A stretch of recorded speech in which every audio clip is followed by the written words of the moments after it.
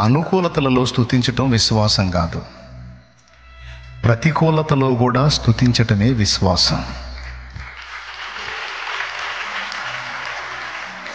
నువ్వు భూసంబంధంగా ఎదుర్కొంటున్నటువంటి శోధనలు ఎన్నైనా, అప్పులైనా, రోగాలైనా, ఉద్యోగ ప్రయత్నంలో విఫలతలైనా, ఫ్యూచర్ ప్లాన్ అయినా, నీ పెళ్ళైనా, నీ పెళ్ళి పెటాకులు అయిపోతే మళ్ళా లైఫ్ కోసమైనా, కేసు అయినా, ఏ సమస్య అయినా, ఏ ఒత్తిడైనా, ఏ ప్రెజర్ అయినా, నీ పిల్లల ఫ్యూచర్ అయినా, నువ్వు దేని గురించి సఫర్ అవుతున్నావో దానిని దేవునికి సమర్పణ చేసి దాన్ని దేవుని చేతికి అప్పగించి నువ్వు దేవుని ముందు ఉంచినవన్నీ దేవుడు నెరవేర్చాడని విశ్వాసంతో, నెరవేరినప్పుడు స్తుతించటం కాదు, నెరవేరక ముందే స్తుతి సమర్పణ అనేది నువ్వు చేయాలి. అర్థమైందా?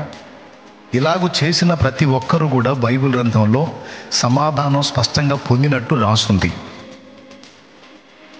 విడిపించయ్యా, అయ్యా విడిపించయ్యా, దేవా నువ్వు విడిపించమని నేను చేసిన మొర్ర నువ్వు విన్నావు, నువ్వు నాకు సహాయం చేశావు, ఈ కార్యములు నెరవేర్చావు, నేను విశ్వసిస్తున్నా.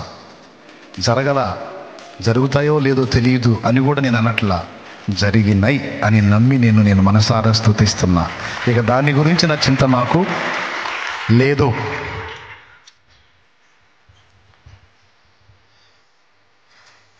ఏమంటారు?